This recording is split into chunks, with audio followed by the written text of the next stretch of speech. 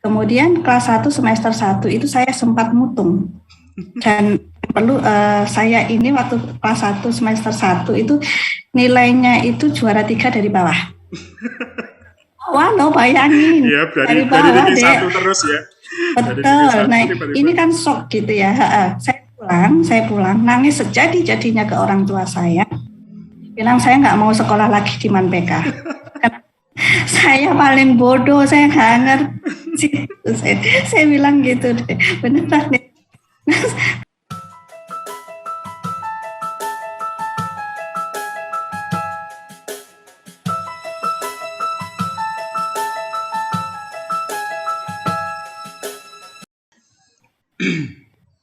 Bismillahirrahmanirrahim. Assalamualaikum warahmatullahi wabarakatuh. Kita kembali lagi bertemu di acara podcast Asmadera Podcast. Ini pertemuan ke berapa ya kemarin setelah sama Mas Izu dan Mas Andar. Kita kali ini kedatangan tamu dari Malang, dosen di Universitas Brawijaya di bidang psikologi. Jadi kenapa kok saya memilih Dr. Sumi Lestari SPSI MSI sebagai tamu pada pertemuan ini adalah saya melihat banyak alumni MAPK yang cenderung berkecimpung kalau di kampus itu di kampus-kampus Islam agama di UIN, IAIN, dan lain-lain. Tapi ada beberapa memang seperti Dr. Sumi ini, tapi saya biasanya manggilnya Mbak Sumi karena dulu sempat saya bilang Bu Sumi agak dimarahi sama beliau karena nggak tahu kenapa. Padahal kakak kelas saya, Mbak Tri, itu yang muridnya beliau di psikologi UGM itu manggilnya Bu, saya malah manggilnya Mbak. Jadi ini nanti saya harus klarifikasi ke beliau juga lagi kenapa kok saya nggak boleh memanggil Bu. Selamat pagi Mbak Sumi. Dr. Sumi Lestari. Pagi dek, panggil aja Mbak. Biasanya aja. Iya. Gimana kabarnya Mbak? Alhamdulillah sehat. Devian sehat? Alhamdulillah. Walaupun pandemi tetap harus jaga imun dan jaga iman. Tetap bahagia Mbak. Betul, itu kuncinya. Ya, sedikit informasi sebelum kita ngobrol-ngobrol sama Mbak Sumi. Mbak Sumi ini alumni MAPK tahun 2000 ya Mbak? Seangkatan sama yang kemarin kita sudah podcast sebelumnya yaitu Gus Izak yang sekarang di Kanada, seangkatan sama beliau. Kemudian sekarang beliau menjadi dosen di psikologi FISIP Universitas Brawijaya. Sebelum masuk nanti akan cenderung ke pembahasan tentang psikologi, kita mau flashback dulu Mbak. Pengen ngobrol-ngobrol masa kecilnya Mbak Sumi. Sedikit mengorek memori-memori Mbak Sumi. Tapi mungkin nggak jauh, mungkin nggak sampai dari TK, tapi kita langsung fokus ke MAPK Solo. Mbak Sumi dari Sragen ya Mbak? Aslinya Sragen ya Mbak? Betul. Dulu, ya, saya dari Sragen. Pertanyaan template saya pertama selalu gini. Dulu kenapa bisa masuk MAPK? Kenapa bisa masuk MAPK? Yeah. Gitu, ya. Tersesatkah atau memang sudah pilihan dari kayak Mas Andar kan ternyata dari SMP sudah memimpikan bahwa nanti beliau akan masuk ke MAPK waktu kecil Pak, karena ada majalah, sempat ketika kecil membaca majalah Rindam gitu. Okay. Mbak Sumi ini cenderung yang sudah memimpikan atau tersesat nih? Ini boleh jawaban jujur atau? Ya jujur lah Mbak. Diplomatis nih. Oke, kalau jujur sebenarnya tersesat gitu ya. Karena sebenarnya saya ini dari SMP itu yang mata pelajaran yang paling saya suka itu biologi sama fisika gitu ya. Jadi saya tidak memimpikan kalau misalkan saya berada di MAPK yang dimana bahwa itu memang notabene pelajarannya banyak banget yang keagamaan gitu ya. Terus kemudian mata pelajaran yang saya sukai ternyata tidak ada di situ, tidak diajarkan di situ. Nah ternyata memang takdir Allah itu memang yang terbaik tentunya gitu ya. Dengan apapun yang Allah berikan kepada saya berusaha untuk menjalankan yang terbaik dan tentunya dengan segala usaha, kemudian ikhtiar yang kita lakukan, itu akan kita tuai gitu ya. Apa yang kita tanam, itulah nantinya yang kita akan tuai itu sendiri. Dulu tahunya dari mana, Mbak? Jadi meskipun seperti itu bukan berarti saya menyesal di MAPK, Dek. Iya, maksudnya Ya, gitu kan ya. dulu Cuman dapat informasinya gimana? Maksudnya apa dari memang dari MTS-nya itu? Dulu dari MTS ya, Mbak? Atau dari ya betul, dari MTS, betul. dari MTS-nya itu dapat info kemudian ayo daftar atau memang dari orang tua atau dari mana? Jadi sebenarnya gini ceritanya, saya ini waktu MTS itu deket banget sama namanya Mbak Nur Hidayah ya, Siti Nur Hidayah yang kakak kelas kita. Oh. Kakak kelas saya 1999 gitu ya. Oh, Mbak Nehi ya? Mbak Nehi. Mbak Nehi. Oh, satu alma mater sama Mbak Nehi. Satu alma mater di MTS-nya dengan Mbak Nehi. Nah, kemudian karena kami waktu di MTS itu sangat dekat gitu ya, kemudian Mbak Nehi-nya masuk di Manpeka. Nah, kemudian kepala sekolahnya itu juga memanggil saya secara personal gitu. Dok, kamu nggak pengen kayak Mbak Nehi ikut ke Solo begitu. Terus kemudian saya banyak pertanyaan sebenarnya di sana itu seperti apa dan bagaimana. Kemudian saya dijelasin di situ. Kemudian beberapa hari setelah saya diberikan penjelasan terkait dengan Manpeka itu, saya diajak ke sana oleh kepala sekolah saya itu, kepala sekolah MTS gitu ya. Kemudian ditanya, gimana Dok, kamu tertarik enggak gitu kan. Kemudian it's okay, dalam hati saya ini juga bagus gitu loh, artinya bahwa sekolah ini juga sekolah yang dimana ini akan menjadi sebuah impian, akan mewujudkan impian saya nantinya gitu kan.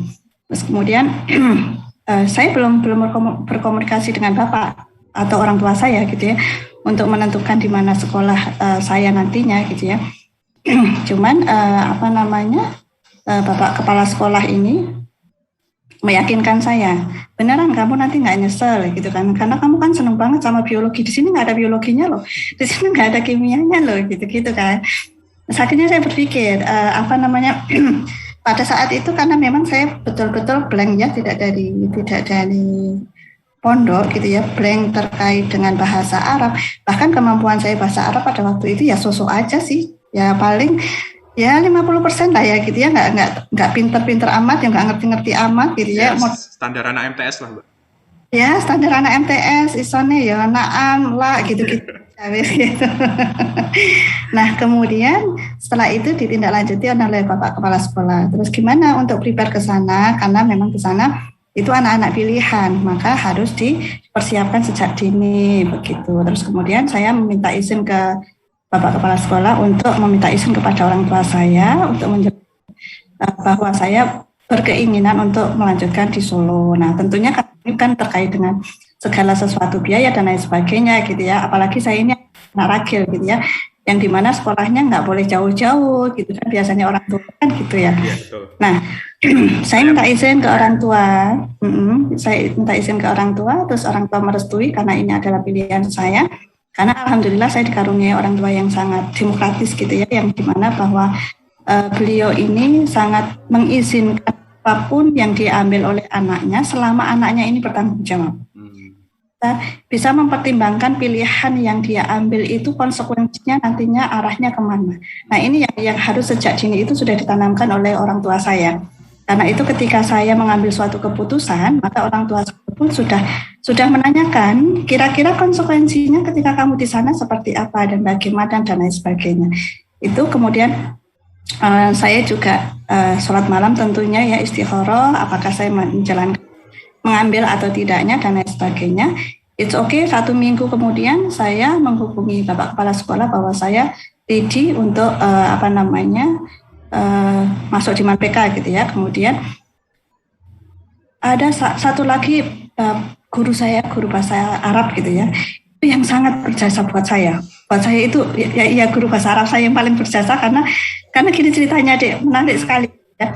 Nah, guru bahasa Arab ini beliau ini dari Mantingan gitu ya. Saya dipanggil, Dok katanya kamu pengen ke Manpeka gitu kan. Oke Pak, saya bilang gitu. Terus ya udah nanti belajar sama Bapak bahasa Arabnya ya gitu kan. Nah kebetulan karena memang saya di MTS itu selalu juara 1 Dek, namanya paralel gitu ya, berapa kelas, kemudian yang juara satu saya, dan saya nggak pernah bayar SPP gitu ya. Jadi, karena kalau juara satu paralel kan biasanya bebas SPP, buku dan saya bayar itu. Nah kemudian saya tanya sama orang tua saya, Bapak Ibu diperkenankan atau tidak ketika saya nanti paling enggak 1-2 minggu lah mondok di Bapak guru saya yang bahasa Arab itu untuk belajar bahasa Arab. Nah, uniknya di sini anaknya Bapak guru Bapak guru bahasa ini juga ingin masuk di MAN-PK, Dek. Nah, kita belajar bareng ceritanya ya. Belajar bareng, kemudian ujian lah. Singkat cerita kita ujian. Nah, setelah pengumuman ternyata yang diterima saya, anaknya nggak diterima. Nah, ini yang bikin saya merasa guilty feeling gitu ya, merasa bersalah, nggak enak dan lain sebagainya gitu. Ya, kemudian ketika pas pengumuman saya dipeluk sama bapak guru saya itu kan. Saya minta maaf karena ya gimana ya perasaan saya, karena bukan saya mengambil bukan mengambil haknya anaknya bapak gitu ya. Terus ya oke lah, karena memang bapak mengerti itu ya. Jadi mengatakan bahwa ini adalah rezeki kamu, bersyukur, jalankan dengan yang terbaik. Gitu. Terus kemudian anaknya bapak guru yang bahasa Arab itu jiman satunya. Oh, jiman satunya. Tetap masuk tapi jimannya, kalau saya kan diterima jiman PK-nya. Nah, itu pun juga saya pikir ya karena faktor keberuntungan juga ya. Masih ingat gak Mbak siapa dulu yang waktu tes, siapa yang ngetes? Oh jelas masih ingat. Siapa Mbak? Haris waktu itu. Secara lisannya, ujian lisannya dites Ustadz Haris saya. Ustadz Haris mana? Ditanyain kamu dari mana, alasan kamu masuk di sini apa dan lain sebagainya. Pakai bahasa Arab ya, sak nyantol gitu. Yang udah persiapan. Ya iya, tapi kan ya beda dong saingannya dengan mereka. Saya yang dari pondok, ada yang dari Assalam gitu, Al-Mu'ayyad dan lain sebagainya, itu kan udah terbiasa dengan bahasa Arab. Yang saya setiap harinya pelayon ngalung gitu kan, pakai bahasa Jawa gitu kan ya. Begitu ceritanya. Masih suka nggak Mbak guru bahasa Arab yang dulu tuh? Nah kalau sekarang kayaknya sudah ini sudah pensiun. Kalau bapak kepala sekolah saya sudah meninggal.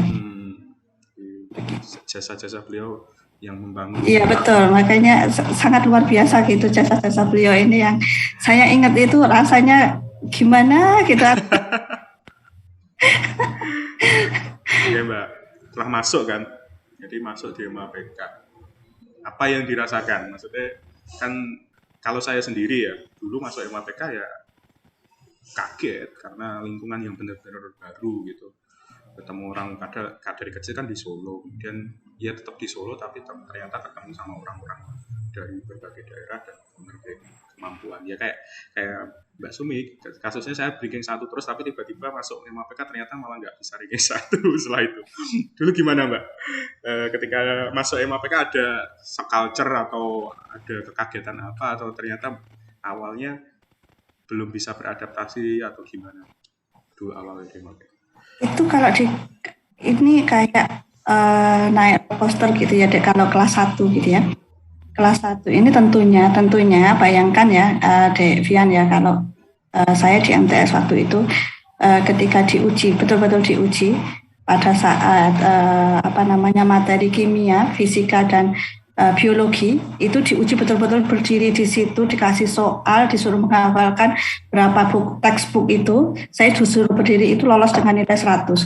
Tapi ketika saya masuk di MAN-PK gitu ya, cerita yang sangat luar penuh air mata. Jadi penuh perjuangan juga di situ, karena memang betul-betul kalau budaya dan lain sebagainya, teman dan lain sebagainya itu bukan menjadi masalah bagi saya gitu ya, karena kebetulan saya orangnya sangat mudah sekali bersosialisasi dengan yang lainnya. Cuman yang sulit bagi saya itu adalah mengikuti pelajaran yang memang betul-betul 180 derajat berbeda gitu ya, semuanya pakai Arab, meskipun pelajaran apa tapi pakai bahasa Arab kan gitu ya. Sehingga cara memahaminya ini agak agak lama gitu ya. Kalau apa namanya kalau di karena perbandingannya dengan MTS tentunya karena gitu ya.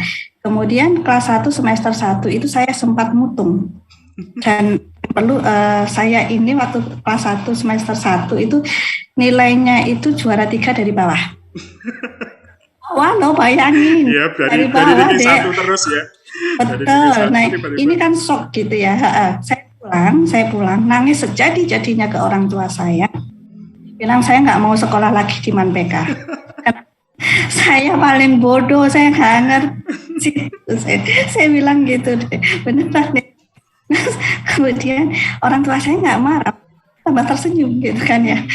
Ibu saya, kakak saya itu semuanya tambah tersenyum. Lah dulu yang pengen ke situ siapa? Dibilangin gitu. Santai aja Bapak Ibu saya ini yang sudah baper ngalor ngetan gitu dah. Ya Allah ya Rahman gitu kan. Kemudian saya dibilangin yang namanya hidup itu berproses, Nduk, dia bilang gitu kan. Ya kayak gini aja wis, yang namanya kehidupan manusia itu kan dimulai dari masa anak, masa bayi. Namanya bayi itu kan awalnya untuk bisa berjalan atau berlari itu kan harus merangkak. Begitu dengan dirimu, Nduk, nggak apa-apa kamu dapat nilai segitu nggak masalah gitu. Tapi nilai-nilai saya matematika, terus apa namanya bahasa Indonesia umum itu bagus-bagus deh. Yang lainnya ya Allah, wassalamualaikum warahmatullahi wabarakatuh. Beneran. Nah, setelah saya mendapatkan suntikan support dari orang tua saya, doa tentunya gitu ya. Saya kembali bismillahirrahmanirrahim. Istilahnya saya ini memang tholabul ilmi bismillah gitu ya. Saya mantapkan apa namanya niat saya untuk tholabul ilmi. Jadi fokus, betul-betul fokus untuk penyesuaian diri saya di Manpeka. Nah, kemudian setelah itu alhamdulillah ranking saya bisa naik sampai di pertengahan gitu ya, terus kemudian 10 besar apa namanya lumayan lah gitu ya, artinya bahwa di 9, 10, 11 itu bagi saya sudah pencapaian yang sangat luar biasa karena saya tidak mentargetkan bahwa saya harus 3 besar atau 5 besar, tidak. Yang terpenting adalah saya kembali lagi pada saat itu ketika saya sudah memahami kehidupan ini ya, saya tidak lagi mencari target bahwa saya harus 3 besar atau 5 besar. Tapi yang saya inginkan saat ini adalah saya mencari ilmu yang bermanfaat. Saya tidak mencari tentang nilai. Begitu. Jadi saya serahkan pada Allah. Selama ini saya berusaha sudah semaksimal mungkin. Kalau memang Allah mentakdirkan bahwa nilai saya 6, 7 atau katakan 5, no problem, saya ikhlas gitu ya. Karena mungkin itulah kemampuan saya yang terbaik gitu kan ya. Nah, saya nggak pernah merasa bahwa apa namanya Allah ini nggak ada, alhamdulillah nggak ada perasaan itu gitu ya. Meskipun saya sudah pontang-panting ngalor ngidul ini belajar dan lain sebagainya, tapi saya merasa apa namanya bukan berarti puas gitu ya. Saya terima dengan ikhlas, namun di situ saya tetap belajar untuk tetap bisa menyesuaikan dan mempertahankan apa yang sudah saya dapatkan di sana gitu. Faktor lingkungan tuh faktor yang membuat Mbak Sumi bertahan nggak, Mbak? Misalnya Ustadz-ustadznya itu juga ikut mensupport, kemudian teman-teman kakak kelas itu juga mensupport, atau memang wah saya berjuang sendiri nih untuk bisa bertahan di sini? Atau apakah ada faktor lain yang akhirnya bisa membuat Mbak Sumi bertahan dan kemudian bisa berprestasi di MLP? Kalau saya yang paling besar memberikan kontribusi terkait dengan apa namanya resiliensi saya pada saat itu ya, itu adalah orang tua saya gitu ya. Saya kemudian teman-teman yang mensupport saya gitu, karena teman-teman juga banyak yang mengeluhkan yang sama dengan saya gitu, artinya bahwa saya ini berjuang di sana tidak sendiri gitu ya, ada temennya, ayolah kita berjuang bersama, sehingga di situ saya merasa tidak sendiri. Kemudian fastabiqul khairatnya ini bukan berarti saya harus mengalahkan dulu dengan segala macam cara gitu, enggak, tapi ayo kita belajar bareng, yang nggak bisa ayo kita pelajari, kita diskusikan bersama dan lain sebagainya. Itu yang menyenangkan buat saya gitu ya, sehingga itu ketika saya mengalami suatu hambatan atau misalkan ketidaktahuan gitu ya, bisa tanya sih ini tadi gimana dan lain sebagainya, teman-teman alhamdulillah memberikan bantuan itu kepada kami gitu ya, terutama saya gitu. Misalnya nggak ngerti itu oposisi dan lain sebagainya udah dijelasin gitu. Ya, kalau udah dijelasin kan berarti kita udah ngerti ya, oh ini seperti ini kayak catatan gitu aja sih sebenarnya. Akhirnya kelas 1, kemudian kelas 2. Kelas 2 kan biasa kita kalau di MAPK kan menjabat OPPK. Terkait OPPK nih Mbak, dulu apa sih Mbak? Di OPPK jabat apa Mbak? Kalau saya ini di OPPK-nya di bagian penerima tamu gitu ya. Bapentanya gitu ya, bagian bapentanya gitu.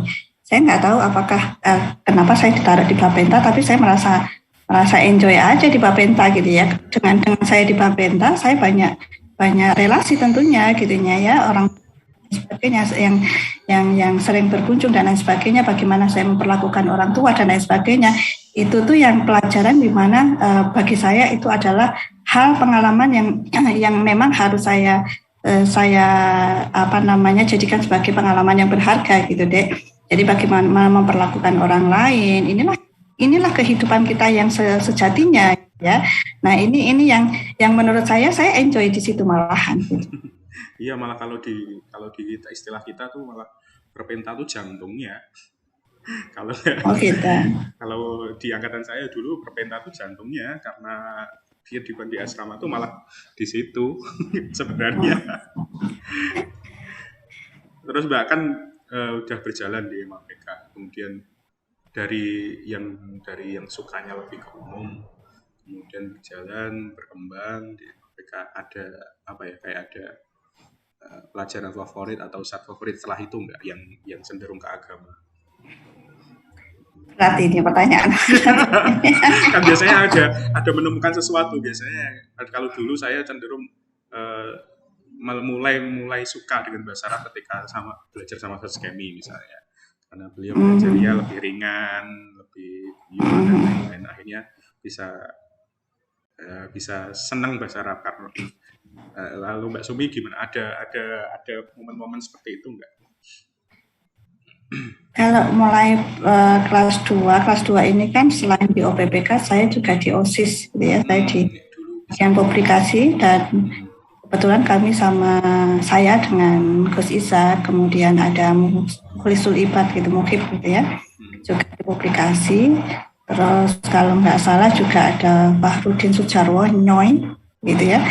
Nggak salah pada waktu itu karena memang kita masih kecil gitu ya. Masih kecil, nggak kecil sih kalau waktu itu ya, cuman kalau dibandingkan sekarang gitu ya juga masih kecil gitulah ya.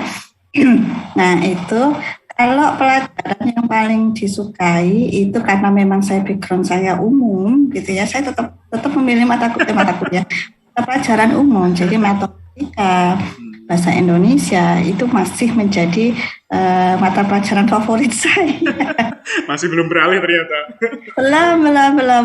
Jadi kelas 2 ini masih hatinya masih di umum gitu. Jadi meskipun terlepas dari bagaimana Ustadz kita sangat baik gitu ya, mengayomi kita, terus kemudian sangat membimbing kita dan lain sebagainya. Cuman pelajaran ya, kalau pelajaran ini kan sudah hati ya, tentang hati ini saya nggak bisa dibohongin gitu, karena saya masih berpegang di pelajaran umum kita begitu. Ya akhirnya ketika kelas 3 lulus lebih memilih untuk ambil jurusan umum ya.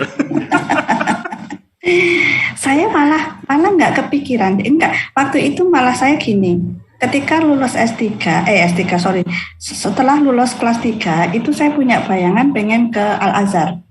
Malah. Saya pengen ke Al-Azhar, iya saya punya bayangan ke Al-Azhar, cuman karena itu kembali lagi orang tua saya tidak mengizinkan terlalu jauh gitu ya.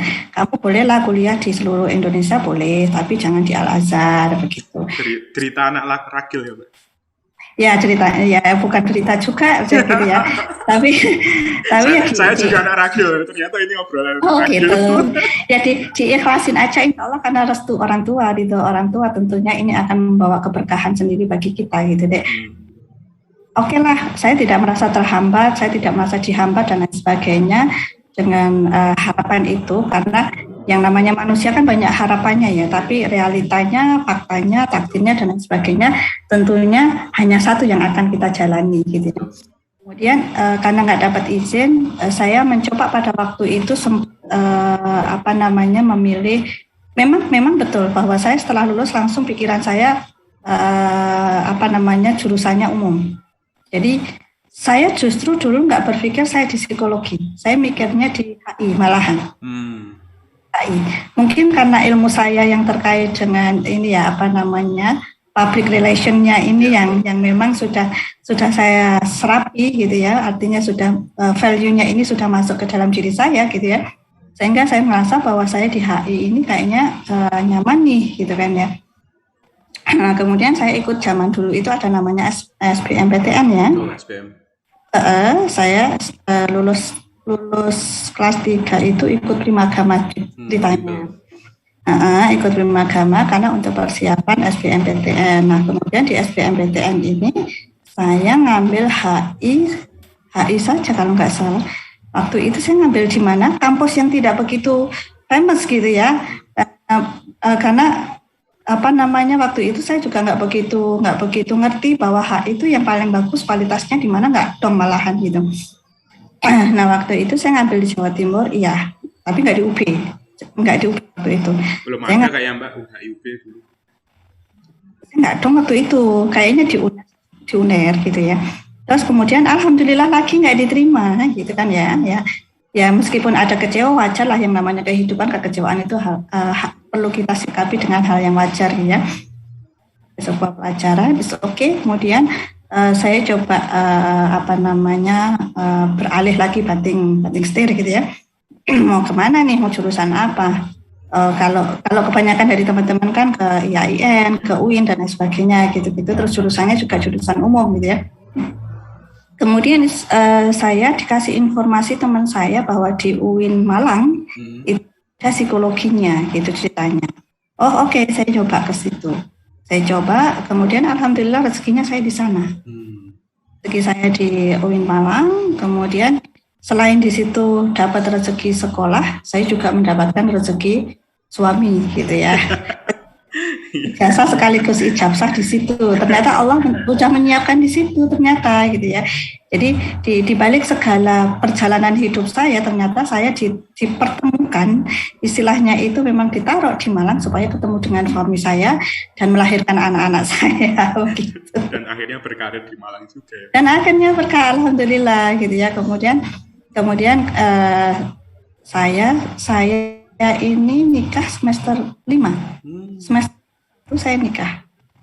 Dan alhamdulillah suami saya sangat support sekali untuk saya terus belajar gitu ya. Nggak apa-apa Umi belajar gitu, Umi sambil kuliah nggak masalah gitu ya.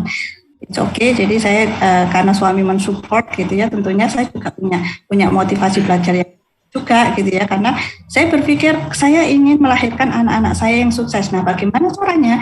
Orang tuanya, ibunya juga harus ngerti pendidikan dong, gimana caranya mendidik dan lain sebagainya. Itu.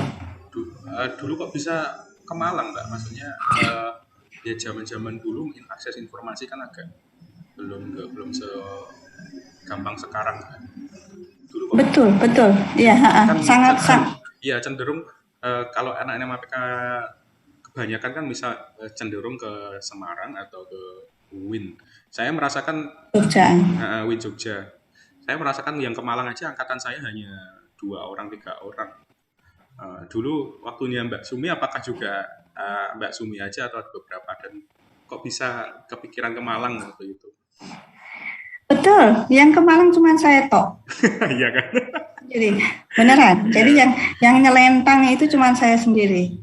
Jadi yang ke UIN Malang, yang ke daerah Jawa Timur itu kalau nggak salah ya cuman saya gitu ya. Terus kalaupun ada, angkatan saya itu diundar di Jombang gitu ya. Jadi kita mencar gitu. Bahkan di UIN Malang pun setelah saya itu baru ada satu juga yang dari alumni MAPK yang di UIN Malang gitu ya. Jadi nggak banyak di situ gitu.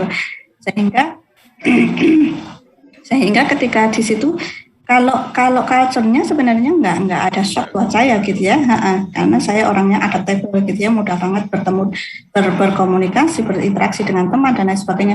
Dan di S1 itu saya enjoy betul, seakan-akan bahwa inilah hidup saya gitu ya. Jadi terus tidak ada, alhamdulillah gitu ya, istilahnya tidak ada hambatan bahwa saya harus menyesuaikan dengan menggunakan bahasa dan lain sebagainya gitu-gitu.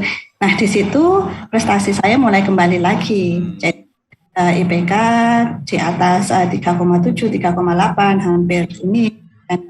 Nah, itu yang dimana bahwa saya merasa bahwa diri saya inilah menemukan jati diri saya yang sesungguhnya lagi. Ya hampir kasusnya hampir sama sih. Kayak sebenarnya saya ngobrol sama Mbak Sumi sama Mas Gus Izak kemarin tuh kayak kita tuh kayak frekuensi sama-sama lulusan MAPK itu pengen ambil HI gagal semua. Ternyata Gus Izak juga sama. Kasian. Yang basicnya lebih ke umum. Oh ini kita sefrekuensi ternyata. Makanya cenderung nyambung ya. Saya ngobrol sama Gus Izak tuh langsung nyambung. Saya ngobrol sama Mbak Sumi walaupun baru kenal tuh langsung tek-tek-teknya itu nyambung banget. Oh ternyata kita tuh sekrup tanpa sadar tuh sefrekuensi ternyata. Ya di Malang, saya tuh merasa rumah kedua saya tuh di Malang karena saya memang nyaman sekali di Malang. Masa gitu juga nggak, Mbak? Secara geografis sangat nyaman, bahkan saya ngerasakan bukan saya tidak bersyukur gitu ya, karena saya sudah hampir 21 tahun. Alhamdulillah selama saya di UB ini dikasih kesempatan di beberapa negara lain gitu ya. Jadi merasakan, dan juga di Indonesia ini alhamdulillah saya juga dikasih kesempatan untuk berkunjung di beberapa wilayah yang ada di Indonesia. Itu saya merasakan itu gitu ya. Jadi kalau misalkan saya di luar Malang gitu, saya merasa aduh enak banget ya di Malang, aduh enak banget ya di ini nyari itu, ini dan lain sebagainya gitu gitu rasanya. Jadi seakan-akan bahwa Malang ini memang sorry to say juga, bukan berarti saya promosi Malang gitu ya. Ini enak gitu ya, kalau kita sudah ngerasain itu. Memang secara geografisnya oke, transportasinya oke, kemudian milieu tentang pendidikan juga tidak kurang-kurang gitu ya. Kemudian kalau mau hedon ya monggo, kalau mau sederhana sih oke, enggak ada masalah kan gitu ya. Artinya menyenangkan gitu loh di sini tuh. Saya sampai dulu sempat punya rencana dulu. Saya mau di Malang aja deh. Sebelum ada sabda dari ibu untuk pulang. Tapi saya sampai sekarang masih kayak menganggap Malang itu adalah kedua saya. Ketika dikasih pilihan misalnya kamu mau tinggal di mana, itu pilihan kedua saya. Kalau ketika timbang tidak di Solo adalah di Malang, karena merasa nyaman sekali di Malang. Makanya kadang sering-sering kangen terus sama Malang. Orang-orangnya ramah gitu ya, orang-orangnya ramah. Dan saya senang sama orang-orang, selain ramah juga cenderung jiwa untuk majunya tinggi. Kalau betul. Dulu saya merasakan ketika dari Solo kemudian ke Malang, kemudian kembali lagi ke Solo, S2 di Solo, itu ngerasa ada yang hilang dari diri saya waktu itu. Ngerasa karena di Malang tuh kayaknya orangnya santai tapi kayak diajak lari. Kalau di Solo tuh cenderung santai, gitu. Ya, di Malang tuh kayaknya orangnya santai-santai tapi kok kayak jalannya maju. Cepat. Nah, jalannya jalan cepat bukan jalan santai. Kayaknya sih jalan tapi jalannya cepat mereka tuh. Ya orangnya kelihatannya sederhana tapi ternyata di balik itu. Iya gitu. betul model-model gitu yang saya merasa ada dulu sempat merasa ada yang sesuatu yang hilang ketika saya di Solo itu. Makanya saya harus mulai cari lingkungan baru. Gimana saya sempat dalam diri saya itu sempat ada yang hilang dan akhirnya agak tersesat gimana, akhirnya cari apa gitu akhirnya, karena merasa ada yang hilang gitu. Devian di Malang berapa lama sih? Ya 4 tahun Mbak. Kenapa nggak dilama-lamain? Itu kesalahan saya. Sebenarnya dari saya udah rencana mau S1 langsung S2 di sana, karena dulu ada pendaftaran S2 di beasiswa di Brawijaya dan saya sudah mendaftar waktu itu. Dan dan kemungkinan besar keterima juga tinggi sekali waktu itu, tapi ternyata ada sabda dari ibu itu langsung